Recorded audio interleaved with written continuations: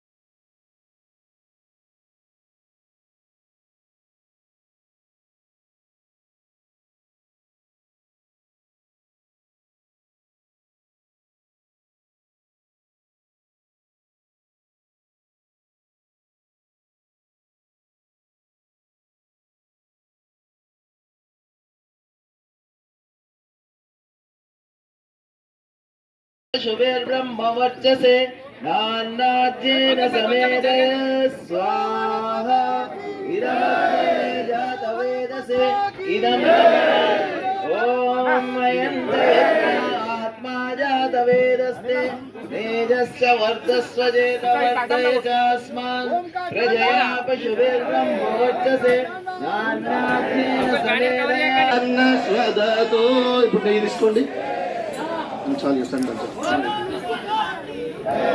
ఎడమ వైపు దారగా మీరు మీకు ఎడమ వైపు దారగా ఓం అగ్నయే స్వాహా బయట కాదు మంటలో నీ యొక్క చుక్క ఉండదా కానీ చాలు ఎడమ వైపు దారగా ఇప్పుడు కుడి వైపు యజ్ఞం లోపల బయట కాదు ఓం సోమాయ స్వాహా ఇదం సోమాయ ఇదం నమః ఇప్పుడు మధ్యలో ఓం ప్రజాపతే స్వాహా ఇదం ప్రజాపతే ఇదం నమః అందరూ ఓం ఇంద్రాయ ఇదం ఇంద్రాయ ఇదం నమః ఓం సూర్యోజ్యోతి జ్యోతి సూర్య ఓం సూర్యో వర్చో జ్యోతిర్వర్చ ఓం జ్యోతి సూర్య సూర్యో జ్యోతి ఓం సజుర్దేవేన సవిత్ర సజూరుషేంద్రవత్య విశాన సూర్యో వేతో ఓం వాయవే అపానాయ ఇదం వాయవే అపానాయ ఇదం నమః ఓం సురాదిత్య తమ్ముడా మన వెంటేది రాదురా తమ్ముడా భజన చేద్దాం రా తమ్ముడా రామ భజన చేద్దాం రా తమ్ముడా భజన చేద్దాం రా తమ్ముడా భజన చేద్దాం రా విద్యలు నేర్చిన కూటికే వెయ్యళ్ళు బ్రతికిన